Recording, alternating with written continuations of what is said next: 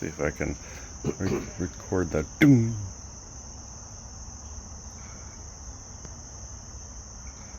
Day 2, Spirit Lake, Bullfrog.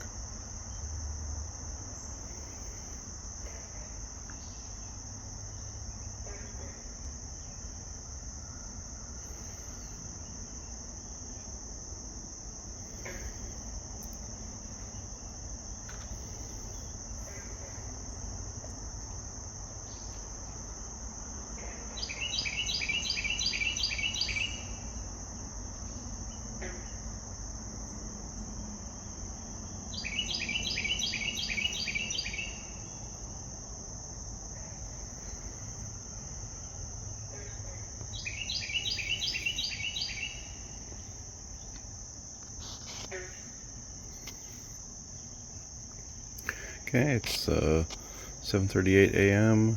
Eastern Standard Time, Saturday, August 17th, 2024. Thank you.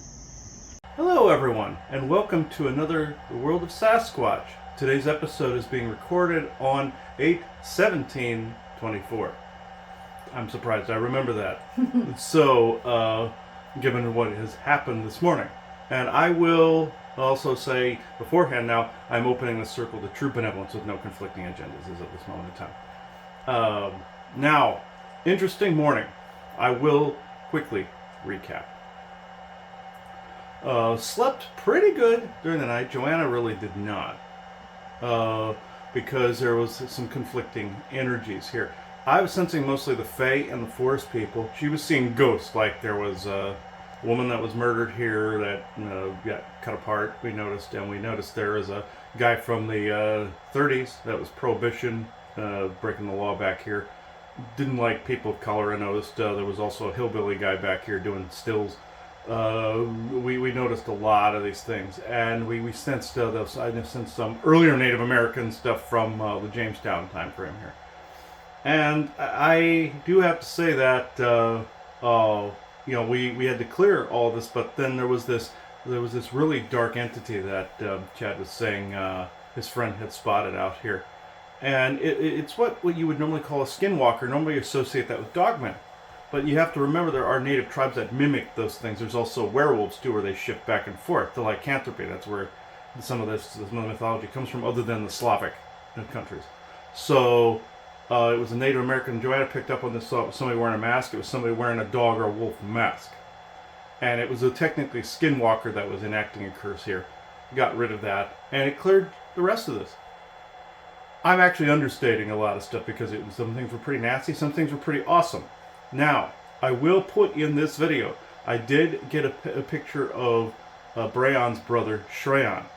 He woke me up this morning, said, "Sun's up, time to do stuff," And I'm looking around, it's like, yeah, the sun was literally just coming up. It was dawn. And he's like, "Hey, this is one of the best times of the day. We can do this now." And I'm like, okay. So because there was a sense of urgency to clear all of the stuff and audit the property. Even though it is a massively awesome energy here, I see things much more clearly here. This is prime channeling environment. Just like we did in Washington State in the Cascades. Prime channeling environment, no technological noise, or virtually none, because there has to be some here. But in your opinion, okay, yeah. But anyway, in order to record you, we have to have it. So, woke up. I was told look out the back window behind the bed in the other room. Took my phone, just snapped a picture, and there is a picture of Shrayan on there. He's just slightly coming through, smiling, and I recognized it as him.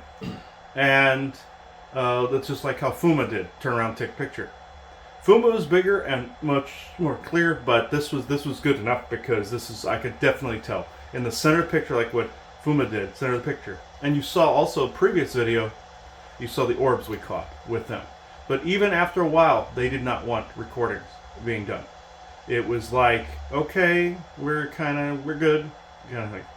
So I'm getting pat on the head here. So there was a pertinent topic I think Shrayan wanted to touch on. There's something I've been encountering, and these are all these odd number synchronicities. This started with the GIC episode about Gene Roddenberry, with the with the 9 and 7 synchronicities. This has kept up momentum, and it's become rather obnoxious, even though we're starting about roughly 9 o'clock now, 9 a.m. here.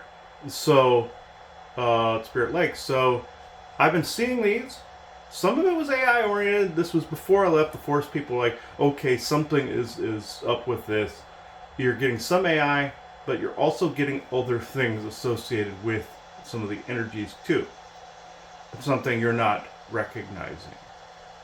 And also, some people on Facebook have been talking about that's a link to some astrological stuff like retrogrades and whatnot.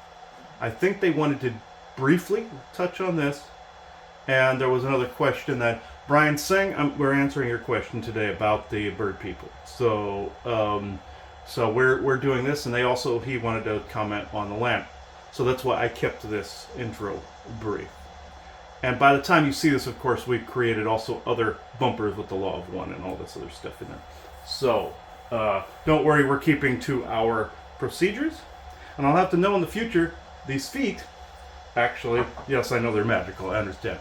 But Isaac called them magical beasts. Yeah, okay. No, he goes, fantastic beasts and where to find them. Yes, Harry Potter. Yes. Okay, yeah, I understand. Okay. And the fact that this has red in it as well, and this guy, he is red. He's like Seymour, where Seymour has more of an orangutan tone to him. Yes, I know you're darker. I can see it's more like the Auburn-ish. Yeah. All right. Duh. Okay. These brothers are more like have not a Beavis and Butthead type thing like Isaac. He says more. Isaac's saying more like the brothers Grunt. I don't know. I can't. I think I know the reference. It's an MTV reference from years ago. Of course, he'd come up with that. It's where these creepy brothers have these weird bulged eyes and all this weird animation and everything. He's making fun of them. Anyway, if anybody remembers the reference, you know what I'm talking about. All right. Time frame Beavis and Butthead. Time frame in the 90s. But anyway, we'll go into this. So Shrayan. Benevolent Shrayan. Then benevolent force people, which there are a lot of you here. Again. Alright. No.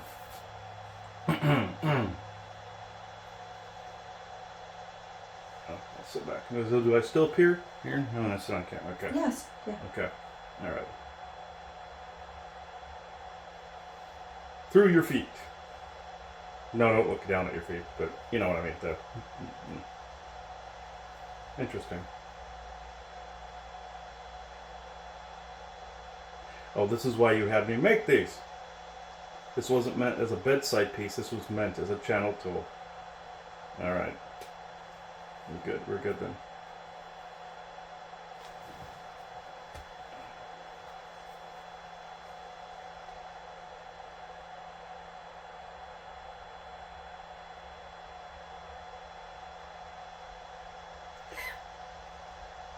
That's a little tougher today.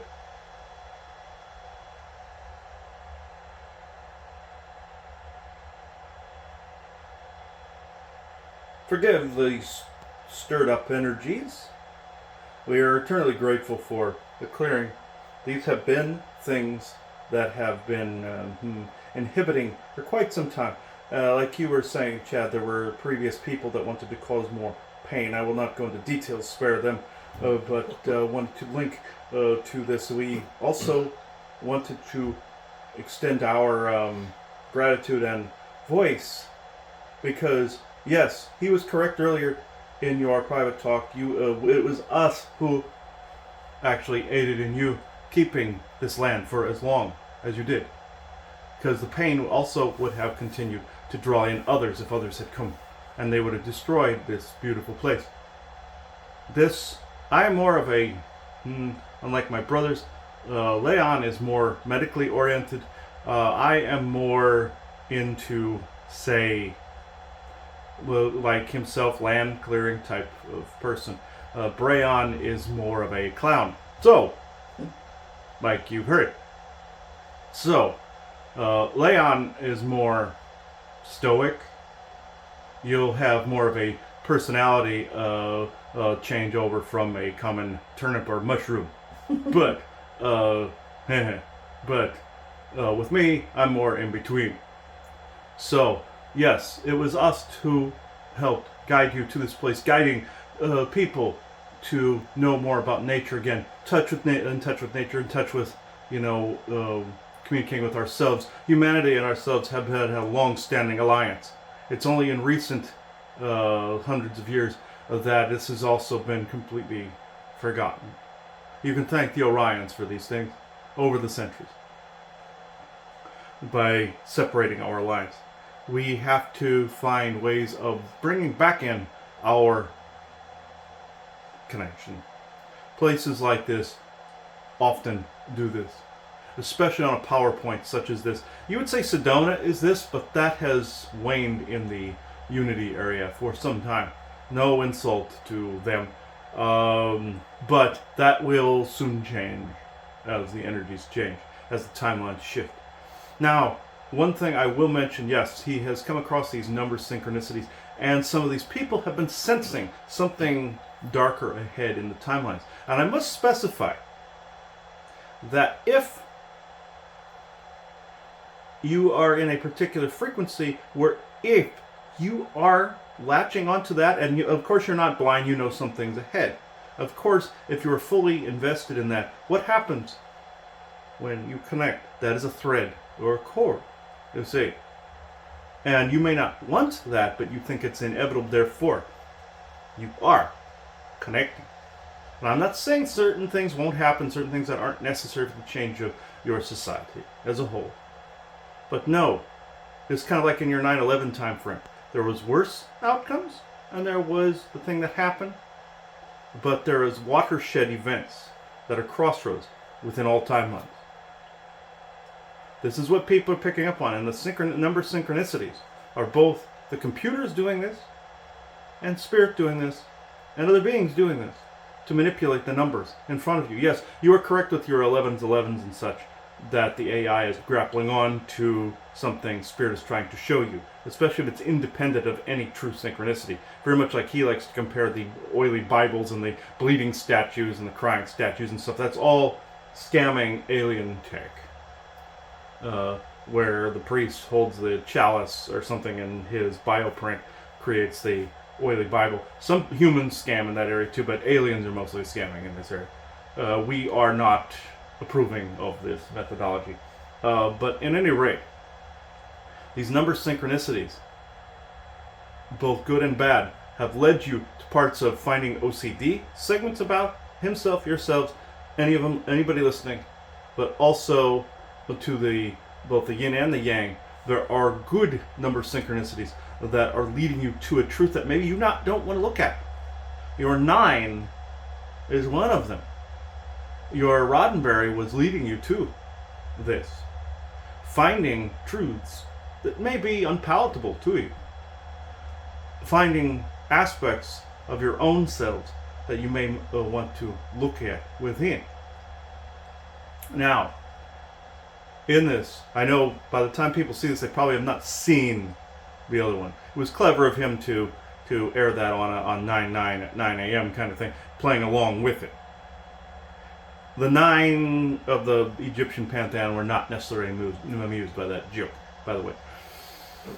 But nobody cares. But just put that up there. Good move, though. Just know, good moves often bring about a pendulum swing in the energies. In an environment like this, not so much. When it is cleared, you see. Now, I'm not saying co-create calamities in your life, but you know what I mean. Blowback is what you would call it. But you are getting far less than what would normally be bestowed on people going this far into the ethereal. Just know this. And this is something that the Spirit was asking to bring through. So, I can go into questions. Well, one of the questions that we were going to ask today is going to sound a little off topic, but we promised Brian that we would ask about this. So in general, Chris has talked about before, channeled before, that when people are channeling and talking to things, it's very hard to know, are they speaking to someone in the current present moment that you are in?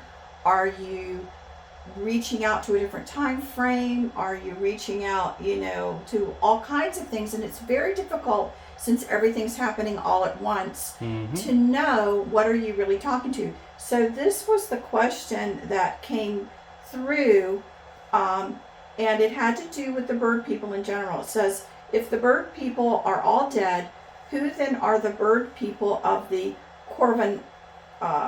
Corvania, excuse me. If they are still around, what dimension or time frame are they in?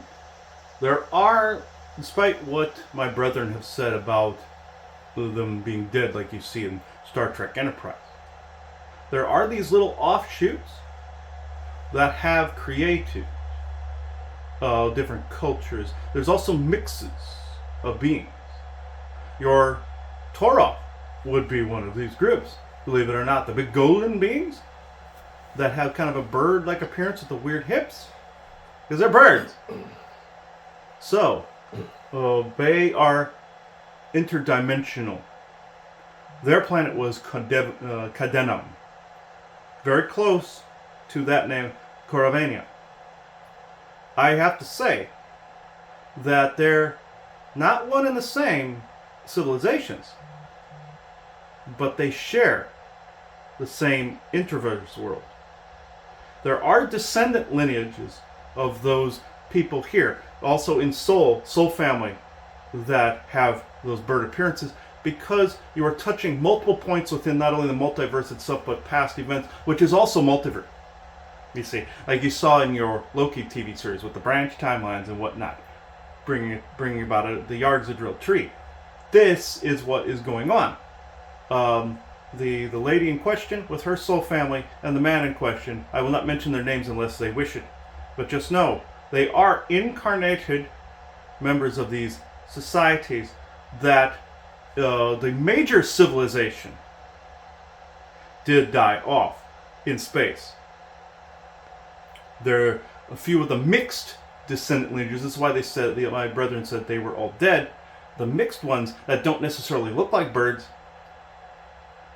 are still around. It's like in your Lower Deck series where you saw the planet full of bird people, even though they were saying something about that aviary group that my brethren mentioned, and they were making fun of them, calling them Planet of Boobs in that series, which we found quite funny actually. But it's saying that a lot of the bird cult stuff was a scam, like your Blue Avian cult, or it was from the aviary group. Anybody that uses it generally is scamming, except for the Anunnaki information and some of these descendant lineages. Now, these two in question, yes, they are the people that they claim to be. Cordova and Cadenum are essentially the same world, but Cadenum is the world. Caravania, meaning, think of it kind of like Romania or Transylvania. It's like a nation state or a fragment thereof. If you went to Cadenum, you would see the Toroth, like Toroth Moses or Toroth La Roche. You would see these other bird-like people there that were also golden. Some look like parrots, so some have a bird appearance, and some have mostly a human-like appearance, just with kind of feathering in the hairline. Now, the other ones are different time frames. He knew one by the name of Jeb B. That was from the Creator Council time frame way back in the way back. Jeb B has been reincarnated as one of those two people mentioned. The man. He picked this up correctly. He was the bird person that none of the Galactics wanted to be around because he had some kind of space lice. That guy. But he had a talent for music back in the day. He would look like a blue and golden parrot if you saw him, but with a human-like face and a beak. He was decoding him wrong. The ones now, like your Tengu of Japan, are mixed race. That's why they showed human and bird together. That they were getting it from an introverse world. Kadenam. This is, they were not from the boots, as previously said. Now, long time ago, some came from space. An extreme amount of time ago, millions of years. But, during the old wars, that genome got completely decimated and got absorbed by the Orions so they could create their winged conquistador angel type. This is the extent that I can go with this conversation, but I hope this answers it. Yes, thank you. I appreciate it. So what do you guys feel about the energies now after the clearing that was performed? Wonderful, because that particular entity, it did not come out that often. It was spotted by your friend, Chad, and a couple of others would look like a shadow being, but so do we. If we creep up on people, we look like large shadow people because of the dimensional and frequency difference. This was more of a curse that took place. Not only conglomeration of the land that took place before the murders of the people in modern times. This was ancient. And the natives summoned a skinwalker, very much like your skinwalker ranch with the Navajo and the Paiutes and the Utes. That's where that legend comes in, even though that's a temporal fracture. This is more of a vortex that, like I said, like our people said, like Brayon said last night, they don't want ETs, pilfaging off of the energy. Like Skinwalker Ranch, that's become you would say, is a clusterfuck. Oh, there. So, along with dire wolves and stuff like that come across the threshold. Aliens from different time frames, the same as you saw in Star Trek Discovery, where Burnham and the progenitor were in the same room, but they were actually in two different time frames. That's Skinwalker Ranch. That's also Stardust Ranch. That's what a fracture does. Bermuda Triangle is the same way, but much more massive. You can thank Lemuria and Atlantis for this. But with this was native born. They combined their Shalico technique of the mask with themselves, and that being at which you saw was I don't want to say a nameless person, but they became a conceptual idea. Very much like a guardian of, like, say, the Mississippian mounds or something like that. Like he encountered years ago at Forest Home Cemetery, where he crawled up on one of the mounds and this guardian was up his butt over it. Basically saying he was known as a guardian. He also, him and some Lyrans encountered another one in a neighborhood, cursing what they thought was Whitey's descendants of conquering their people. This was similar. These guardians are more of I hate to say this about our native brethren, but this is an abomination to nature. This took dogman energy, this took wolf energy, this took native energy, the land energy, and culminated this chimeric lichen type of energy. You would call it more of a lich or a lichen, like in your Witcher, with a big, kind of a Wendigo-ish type of thing, but they have been known to become their own life forms. Wendigo are their own life forms, but this is more of a lichen or a lich, like in your Elder Scrolls, where they create this lich, like wraith-looking thing. A wraith is more of a poltergeist energy from a person, pain or trauma. This is no different. This is more of a wraith. This is why it came in through the crack in the land, or the temporal or quantum fracture, because wraith do the same. They are born of trauma primarily. Poltergeist is more of something somebody held back, like your character of Credence in your Secrets of Dumbledore with the projection. That's more of a poltergeist, and could become a lichen type of life form. That's what this was. We do not approve of lichen type life forms at all. These are curses. These are abominations to nature itself, and we are grateful that this one has been disassembled. Do you know what the original trauma was? I didn't see that. So what was the original trauma that even led to that? Hatred by the natives, thinking they had, well, of course, they had been removed from a sacred area. You see, the intersection point has always been here. Even in ancient times, it's only moved very little in this area. Like your Virginia Beach, like your Edgar Cayce felt it would not be altered much. This is why he created his library there, thinking that any earth changes of any kind would not have altered that spot. This is similar, but it has shifted and changed. They did not want, no racist terms intended, but they did not want whitey being around to decimate the area. And as the years progressed, they were removed from the land in that time. Some of them, of course, a lot of the tribes walked the Trail of Tears, as you know of. But with this, and to the reservations, but with this, there were beings left behind, very much like in your Thor the Dark World, where that dark elf took on that infection and became the embodiment of the hatred of the dark elves towards Odin and them.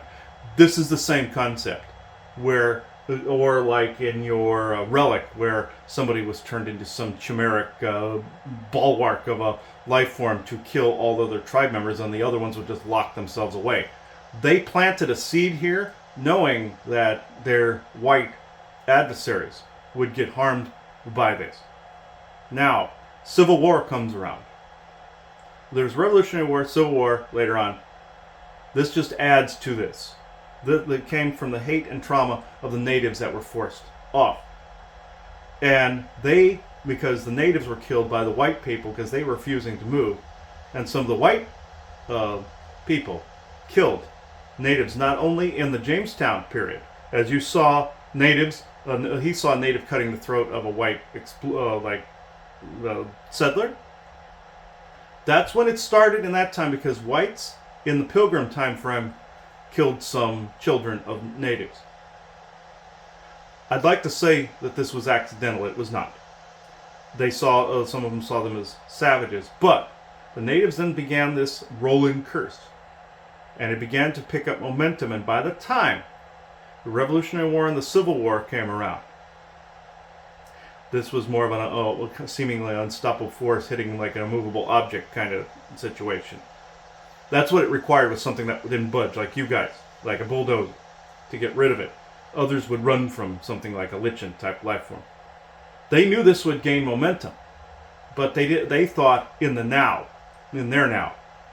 Like when your Jewish people sicked a Dybbuk out of the Dybbuk cabinet or chest on Adolf Hitler, but then it turned on them. This thing became feral, it became its own lichen-esque life form, and that hatred began to form a consciousness.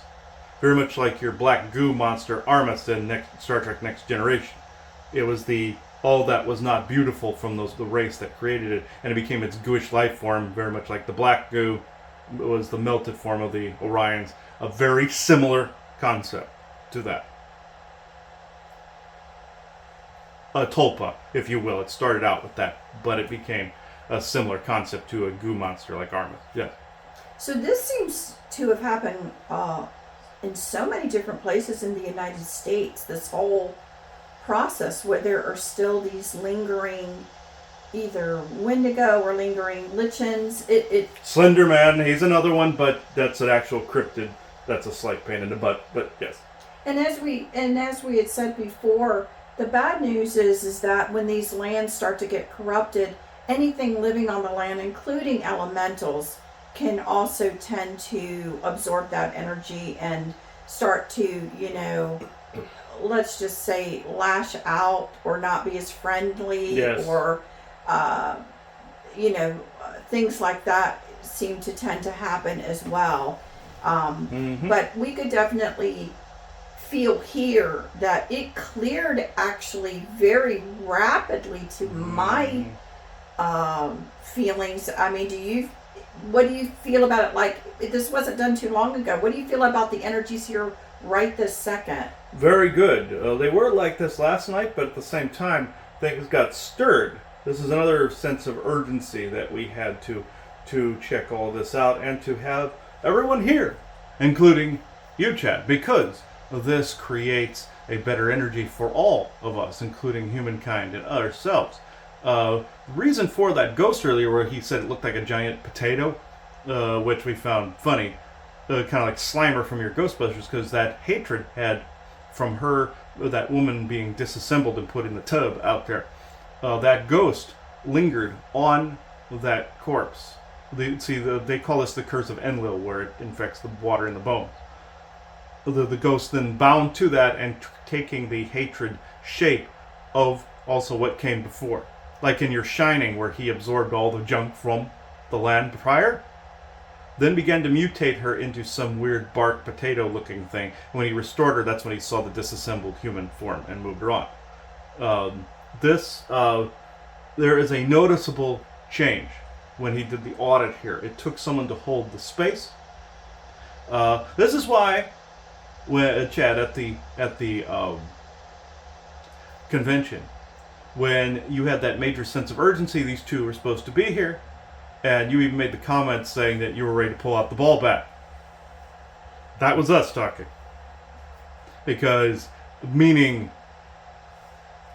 sense of urgency to have this corrected, sense of urgency to create a community, sense of urgency to bring back and restore what once was. Since you yourself were in the times prior to that of the corruption. Long ago, I would say hundreds of thousands of years. In a version of Earth that needs to make a comeback. Not necessarily in the primordial way that Crumb would be accustomed to, with the gigantic trees that practically tickled the atmosphere, which some did, like a snow globe with them crammed up in the atmosphere. That was his world. That can't be completely like that, but with the camaraderie that took place over those many, many millennia. This is what needs to make a comeback with the current version of humanity, with their souls still intact. So one other thing that Chad had mentioned earlier, that if you can comment on, he said that some people had mentioned they thought there was a. Did you say it was a lady of the lake, Chad? Yes, Lady of the Lake. Well, what is that they are sensing? There are dryadic life forms that can pool, no pun intended, inside of an edifice like that.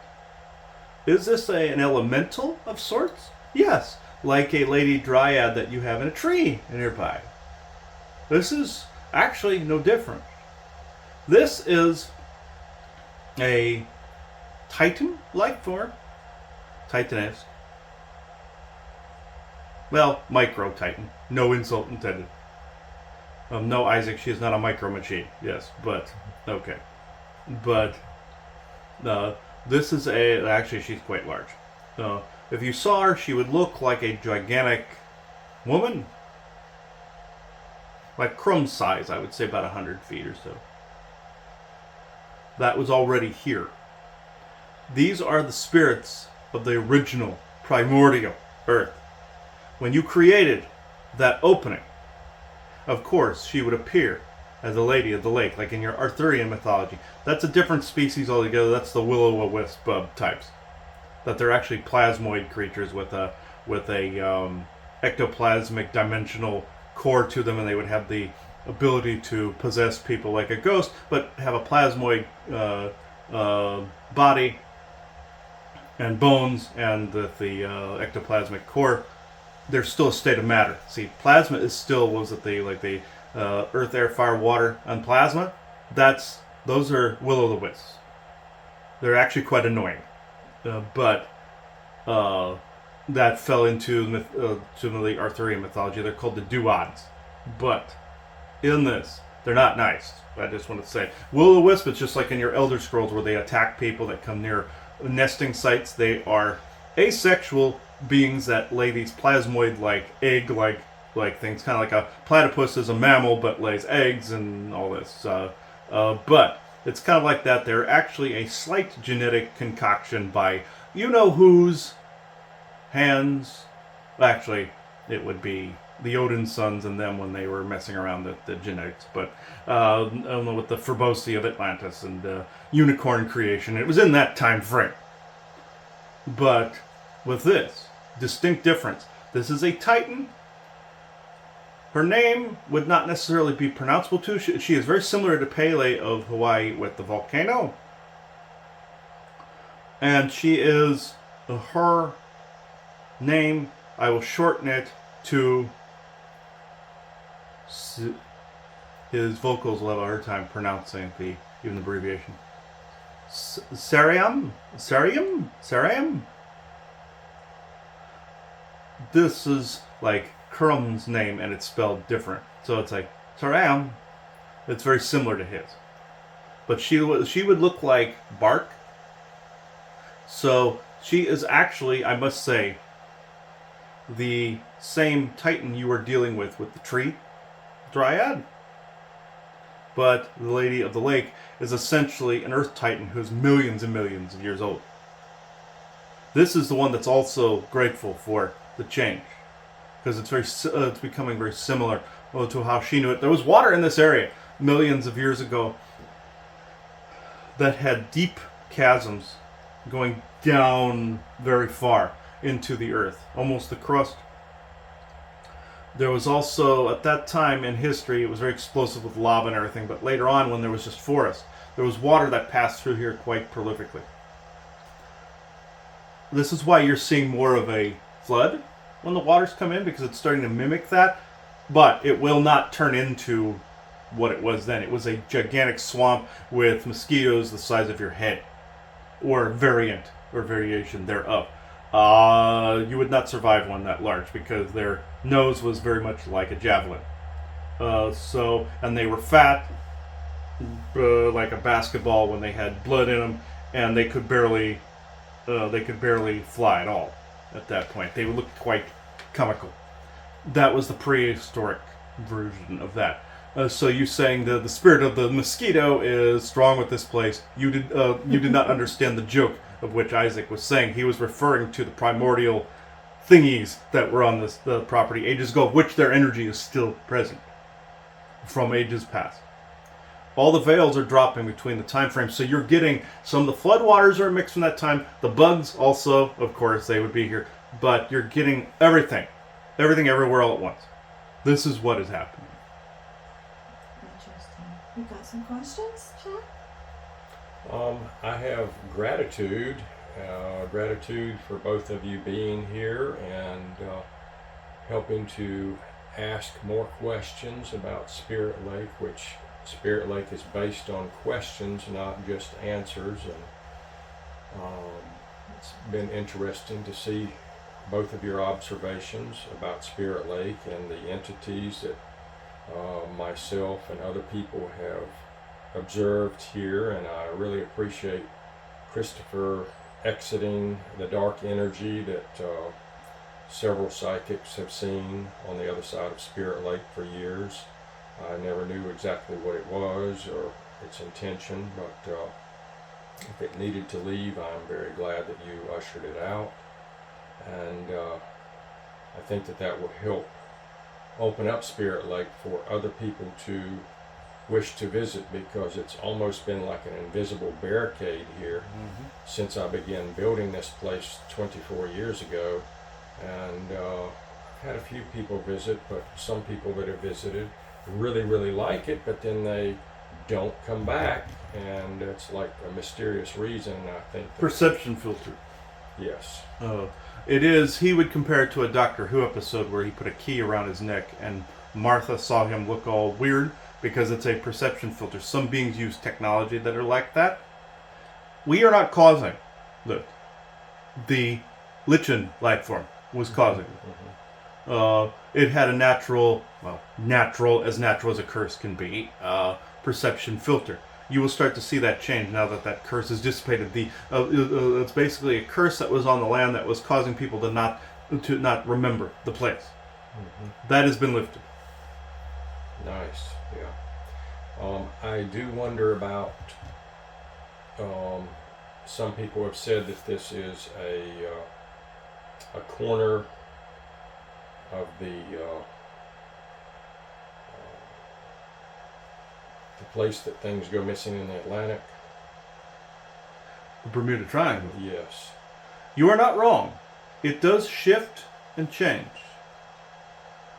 like I said, Atlantis was quite obnoxious, let's say, when it started its war with Lemuria. And there's an island at the center of the Bermuda Triangle. You two are quite familiar with it. On the cruise ship, you were abducted to that place by a military sect there, who still occupy the island. They are quite annoying, I must say. They are occupying an old Atlantean outer outpost. Very much you have non-Medal for Lemuria, which is on the outer edge of Micronesia. The island in the Bermuda Triangle would be part of the other outer edge of Atlantis. There was a laboratory that was hidden there by... he will find this disheartening, by the sons of Odin. They hid certain technologies there when they were in their more dark period. When Poseidon created some of the Matrix tech that existed then. This was a target for temporal bombardments between and explosives between the two sides. There was a fracture that was created there because there was a temporal opening already created. Very much like in your Star Trek, if there was an explosion like the warp core explosion or something, it would have an antimatter explosion and propel outward. These temporal fractures are where something tore through from a different place, not stepped through. This was such a massive fight, and this was between the two butt boys themselves, Enki and Enlil. Wherever those two walked, chaos ensued and followed within their footsteps. They fought. They tried to claim a space. And they failed. Now, we understand Enki/Poseidon has done well for himself now. But in the fights during the times of the end of Atlantis, the Eye of Sahara, of course, was the capital. And then Egypt got roasted, that whole bit.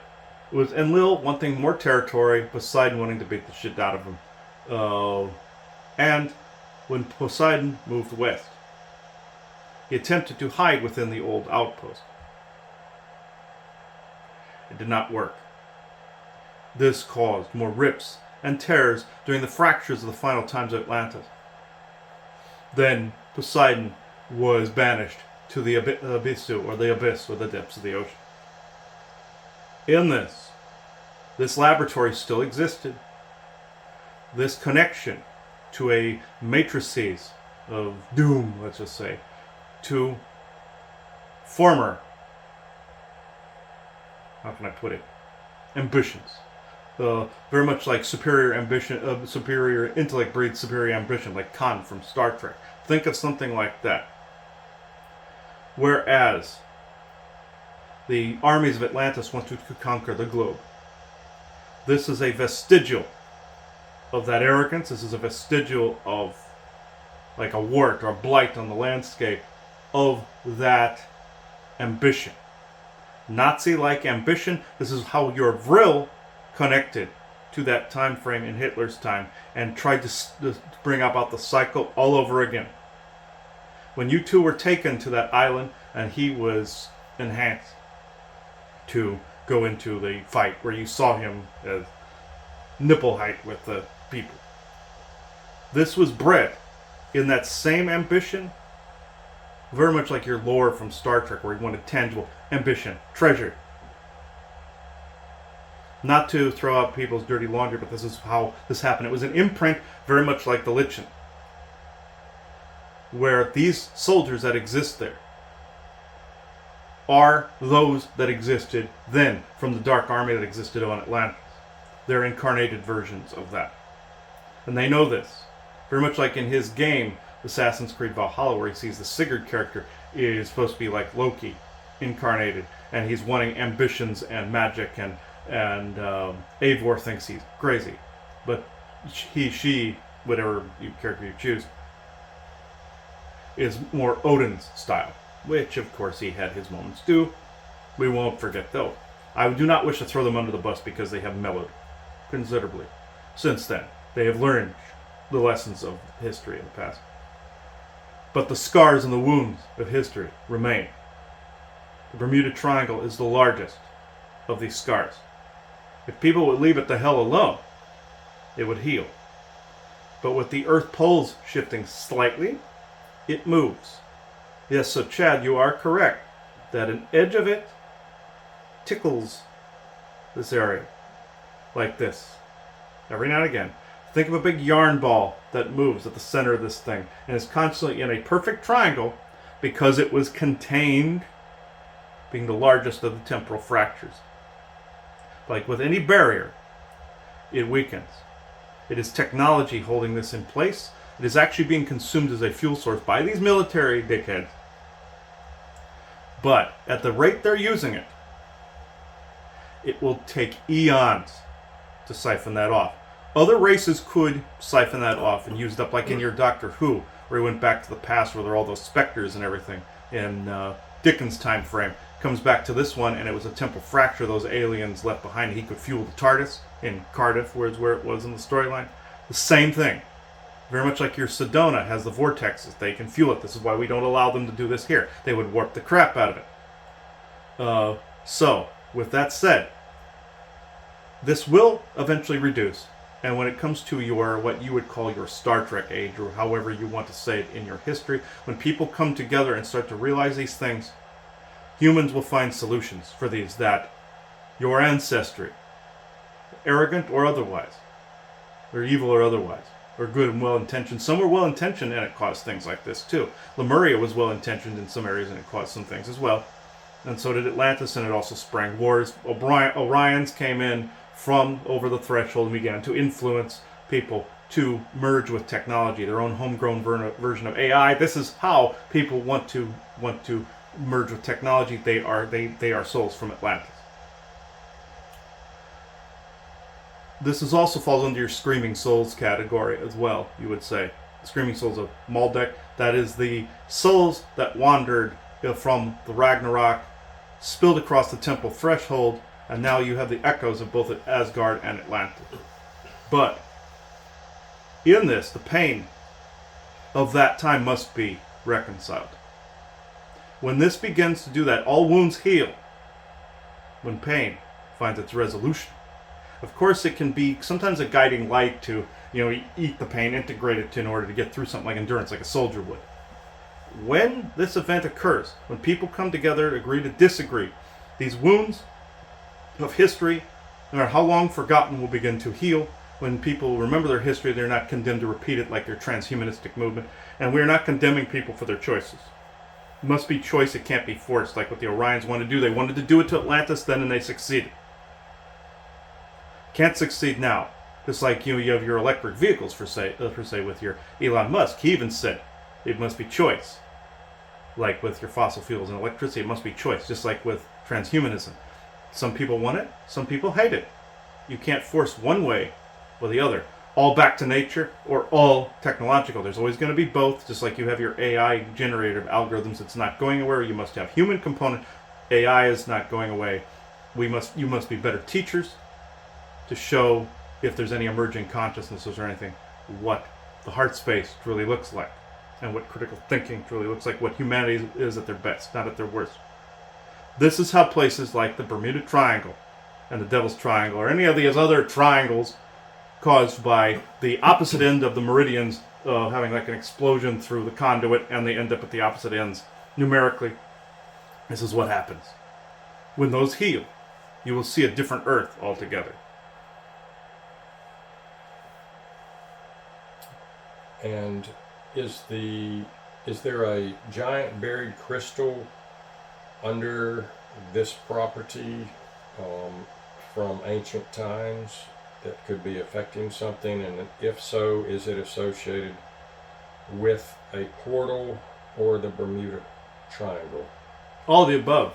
You're dealing with remnants of the Atlantean time frame, both technological and natural. There are several. There's one large one and a couple little ones, actually. They attempted to create a stone circle of them at the time, like with Stonehenge being a portal hub that actually extends down into the ground like a castle. and portals like you see in Star Trek. Well, not the beaming technology, but the like the city on the edge of forever, where it's like a portal ring, very much like the Intraverse portal that Elaine and Vesa existed in New Vera / Lonulus or Valley of Fire. It's like that. This is old stone technology from, or to a lesser extent, your Outlander. But very similar to that. It's exactly like that. So that's what you guys were meant to see as a part of the comparison, by the way. Curious point, if you have one at all. But yes, these crystals help with this ley line intersection. It was a large quartz pocket mixed with a piece of like old. You would say it's an old tech, like Lemuria has one in the ocean, Pacific Ocean. Atlantis does too. There's one by Bermuda Triangle as well. But these were network points all across the globe. You happen to be sitting on one of these network points. There's also information nodes within these. There's information from that period, like in the Benevolent Earth, the Akejik, that even though some of that concept is bunk, where you have certain grid points that were actually more AI or false incarnation grid type thing. You have the real points. Some people call them chakra points, but this is an intersection point, whereas like on Skinwalker Ranch, it has a high piezoelectricity to it. Just like in your own home, where you had you decide to put those stones in place. Those three. Think of that same concept done by the ancients. This is where you get the idea from. This is where he gets the idea for his orgone. It's the same thing. He makes it portable. You chose to lift ungodly heavy rocks. So, like you have around. This is the same concept. You are literally mimicking the ancient past, but bringing back into this time what needs to be here. That is what's being done, and also the camaraderie and the unity of this place, like what I said before, needs to take place to heal places like the Bermuda Triangle. So it's not basically tickling the balls of the land here, essentially. So, that's essentially what it does. It just brushes up against. Be like if something was brushing your scrotum constantly, kind of thing. It's like that. So, you don't want that. It's creepy, you don't want that. That is an echo of the old wars. What is important is what you're doing here now. Well, in the poem that was channeled to me when I began building Spirit Lake in 2000, the only word capitalized in that whole poem is one, and it's called unity. And that's what Spirit Lake is for. Mm-hmm. For unity between humans and non-humans and different wavelengths of beings. So yes, exactly. That is why you wrote it. I will say, this is one of the reasons you came in. Hence why, I will not say your personal life, but this is why you had a splitting of densities with a spouse. This is why you had means to continue with your evolution, because you knew intuitively where you were supposed to be. And this is essentially the origin story, let's just say, of the current incarnation of Spirit Lake. And you did mention earlier in the conversation, if you don't mind, if Chad's okay with it, because it's your history, that he had been here long ago. Mm. So, and did the same thing. Yeah, and so I find that very interesting. Did you feel a long time connection to this place? I'm just curious about what was he doing then? What was he doing in that time frame that really had him drawn to it now? Rebuilding, rebirth. Part of it was pre-Atlantis, long ago, when the Earth was being seeded. There were these dinosaur-like beings that were bred to these brontosaurus-looking beings that were these nature builders. They can speak to this at some point. He didn't quite get their name completely right when him and his friend Richie found them. It was when there was Pangea and all the races were seeding the Earth. You were in that time frame, and then post-Atlantis, you were one of those beings in that time frame. An aspect of your oversoul was had the job of seeding the Earth, the terraformed layers, etc., etc. Now, post-Atlantis, you incarnated as a person, or not necessarily incarnated, but you escaped from there. and came in to try to rebuild and pick up the pieces right where we sit. Again, north of the Bermuda Triangle, just north of that, escaped just further that into this area, knowing full well that this area would be important as the new alignments of the earth commenced. Intersection point. This was something you were creating as a backup later on in your history, incarnated as a native that also honored this area. That was in the Jamestown time frame. You were in the Jamestown time frame but have no affinity for it. But in Jamestown itself. But this was more, you were there just to observe some of the stupidity that ensued. That's your own thing. But the glutton for punishment in that time frame. But anyway, this though, you were there to clean up something there and fix something temporally. You were there, or here, to do what you are doing now. It is a good mirroring, taking something good from the past and bringing, not mirroring the ancient calamities like the Bermuda Triangle. You're helping to correct that anomaly. It's just like with Chernobyl, where people, the only reason that has not been cleaned up is to bring people together to learn not to use that shit anymore. That is the only reason the galactic community has not intervened. Is it would be a detriment to people if they did. They want people to see the horrors that could bring about. Same with the Bermuda Triangle. Don't you think some of the galactics could come in and seal those shut? They want you to remember your history. At least the good ones anyway. The bad ones couldn't give a shit, but they caused it. I'm just saying, they want you to remember this. They wouldn't let it get out of control and consume the planet or anything. But knowing and remembering the scars of the past is very important, because you can integrate and can fix them now. Not integrate, but integrate the balance. This is what you are doing now. Bringing about a unity here, as you said in the words, is exactly perfect. Well, that's very interesting that you should say a couple of those things.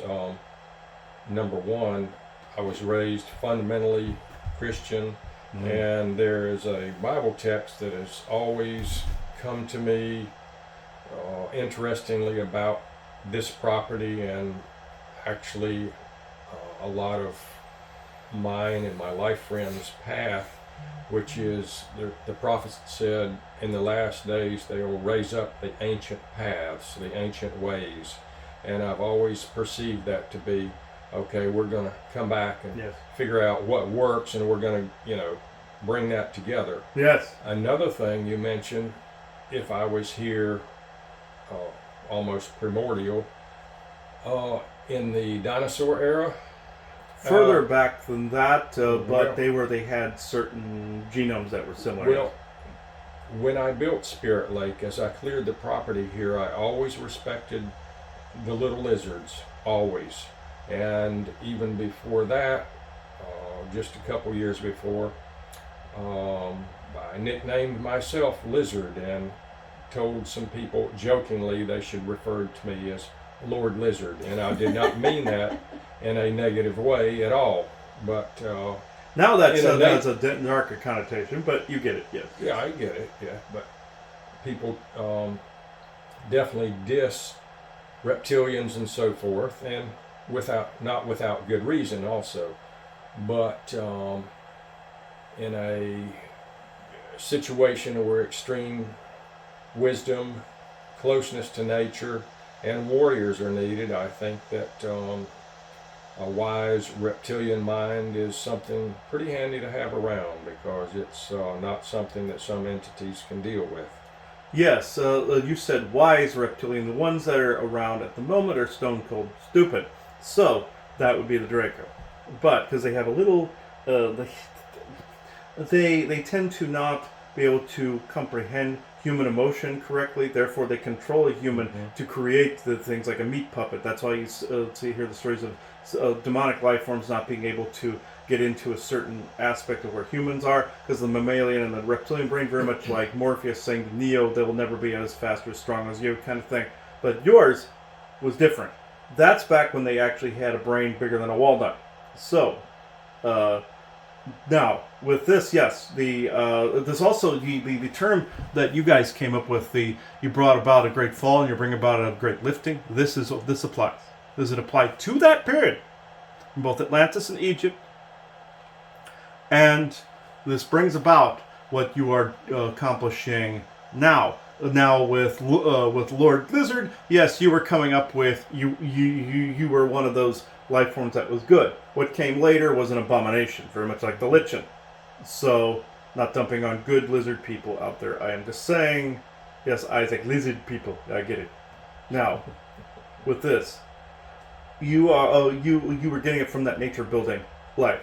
Now, when you bring your cat out here, he sees a lot of the stuff that is going on out here. Prince Chauncey, he sees a lot of that goes on here. He actually enjoys it out here when he sees a lot of these things. The reason he doesn't respond to voices that well is because it's the sound waves that are being put off. His hearing is very sensitive. And his energetics are very sensitive, and he sees a lot. So if you're talking directly at him, that's why he freaks.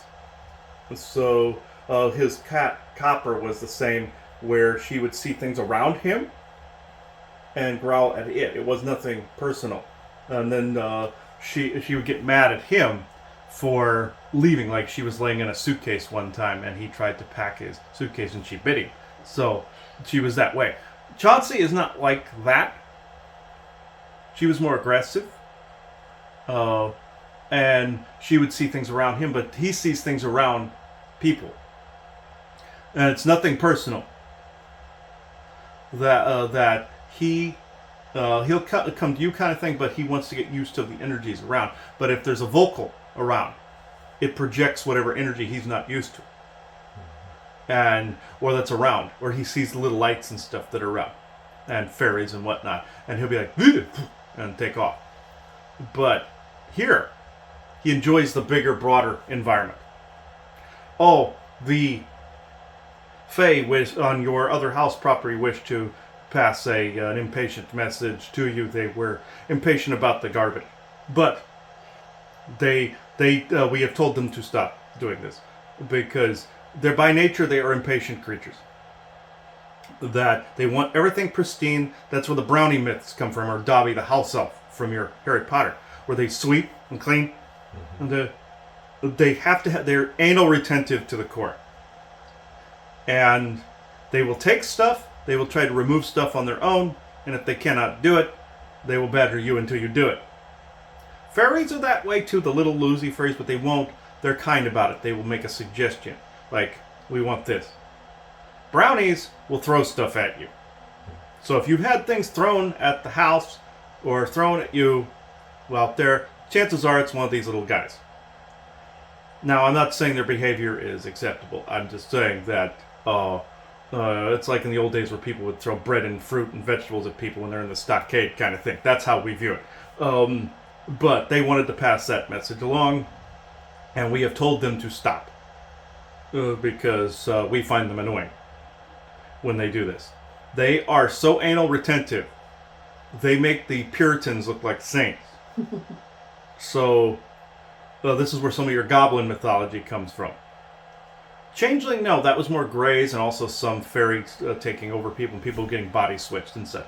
That's why the Irish are afraid of fairies. It's also sometimes tall white mythology that got in there. I won't get into that, but these guys, boggarts, brownies, puckwudgies, things of that nature. Puckwudgies are more, they will kill animals and leave like sacrificial crap and everything. You don't have that.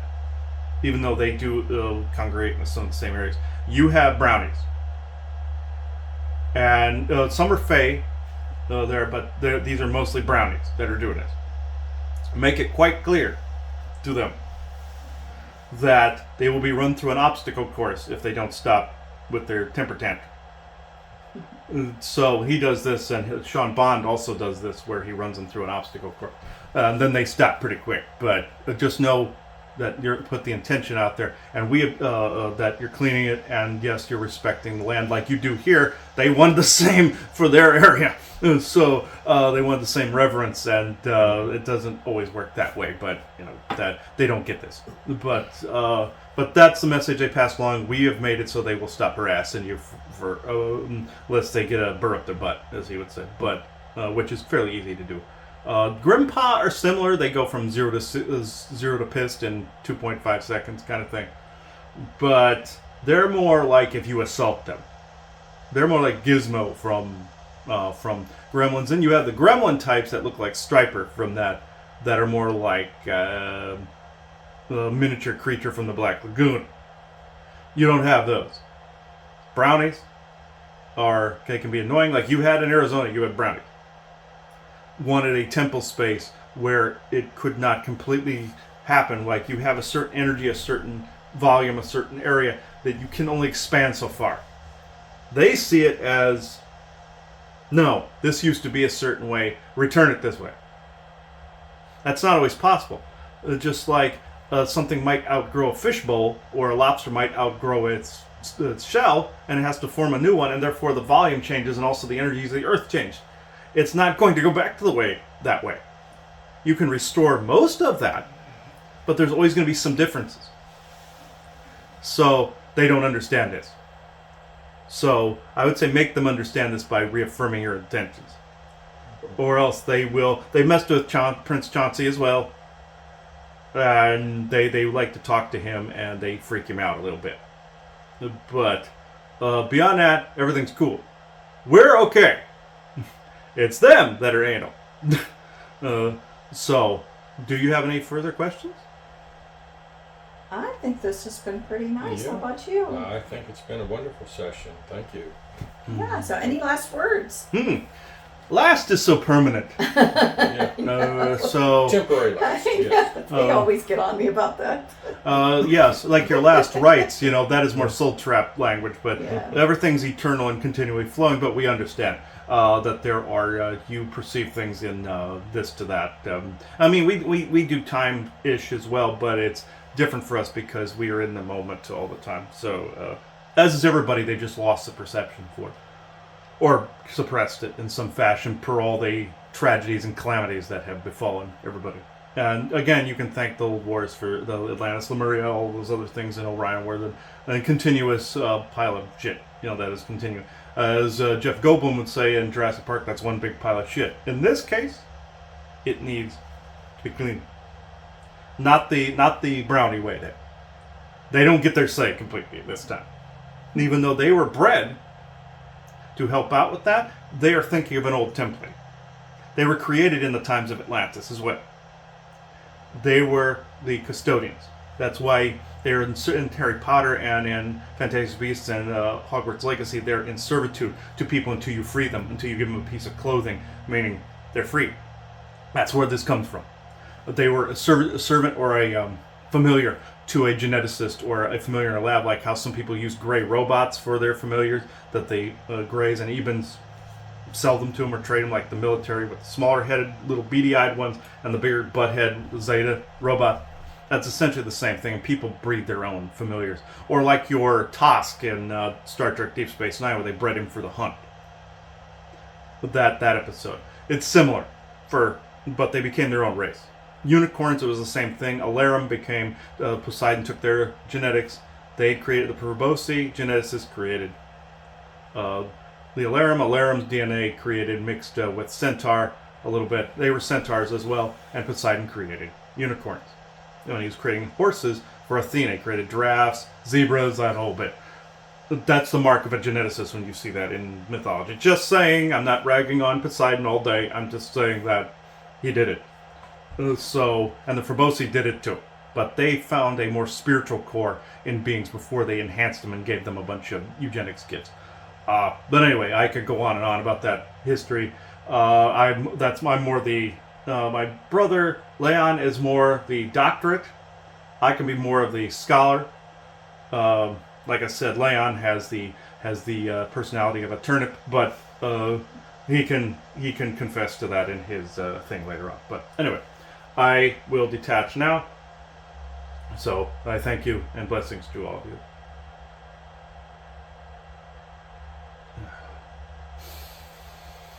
All right. There we go. He went into a whole very comprehensive bit of history there. That falls under the galactic history category, but also the forest people's history in this area as well. And they are very protective of Spirit Lake, extremely protective. And when he was showing me the brownies, it's like they were shaking their fists like this, with a broom kind of or a brush in their hand. I thought that was a broom anyway. It looked like a pom or whatever the hell they had in their hand, like doing that. That's what they were doing to you. It's like so they were making fun of them because they wouldn't stop. So they should now. That's they're funny. If you want to look more at that, look at the conspiracy sector episode we did on brownies, boggarts, and fairies and such. If you want to go further into that, but this has been a wonderful episode of the world of Sasquatch, and all of these things. In order to prevent things from going over time constantly, these will be part 1, part 2, and we're going to be a third one because there's 3 brothers. There's Leon left, so. We'll try to do a fireside thing. If we can't do that, we're just going to do this. But we want to thank you all for watching this video, sharing it as much as possible, subscribing to the channel, all of it. So I now close this circle within true benevolence and no conflicting agendas as of this moment in time. Thank you, everybody. Bye-bye now. All right. That was awesome. Yeah, Yes. were you happy with that? Yes, I was interested in the part where they said that I had been here a long time ago. That's what I'm like. I Yeah, don't know Richie if and you I- heard that originally, but I heard it. I was like, oh, Yeah, Richie McGreevy and I found these beings that were these brontosaurus-like beings that said that they'd helped with the seeding of the original seed earth, and they looked like brontosauruses, but they were shorter, and they were like custodial type beings, and they said they were genetically made to by the ancient creator council to do a lot of that. So. That's so funny how it relates to you. What were you saying? Oh Call me my Lord God. Lizard. This is Isn't that while I was amazing? still married. Okay, I don't even know what brought it about. I mean, it's bizarre. I mean, I wasn't spiritual then, but I was a little open-minded-ish, and it just I thought, well, I work in the woods and especially there was these daughters of my cousin's girlfriend who lived in this area, and we were always joking back and forth. They were in their teens. I said, yeah, call me Lizard. And cousin Skeeter here, cousin Roland, we'll call him Skeeter. He said, I don't like that because lizards eat skeeters. But just joking back and forth. Well, they went to Myrtle Beach one weekend and had me a ball cap made, and I have it in the drawer upstairs in my house. Lizard. Oh, Lizard. that's great. Lizard. I thought this was an elemental because they said her skin was bark. Yeah. And I'm like the Lady of the Lake. Yeah, the skin was bark, but I was seeing it was basically that's what she looks like, but with That's bark. what I mean. I kept thinking he's got a picture of. Yeah, that's what she That's looks what like I with bark thought that coating. was. A big a gigantic fairy titan essentially. But and I'm like they said her skin was bark, and I looked at it and I was like the well, lady that I looked like a think potato that's earlier had a bark-like representation. texture because she was That's- taking the energy from around where the titan is, and that's why it was like mimicking you've got it. a picture of the queen up there. This is starting to make a little more sense. Mm-hmm. Even the little swirls are like knots on bark. Mm-hmm. Yeah. Isn't that funny? Yes, Yes. it is. Okay, I'm going to. I end didn't this even now. notice that until you channeled that, and then I looked a little closer. I was like, "Oh, I'll be darned." Okay. That's so cool how that Okay. happens. End of recording. It's 10:38 a.m. Eastern Standard Time, Saturday, August 17th, 2024. Thank you.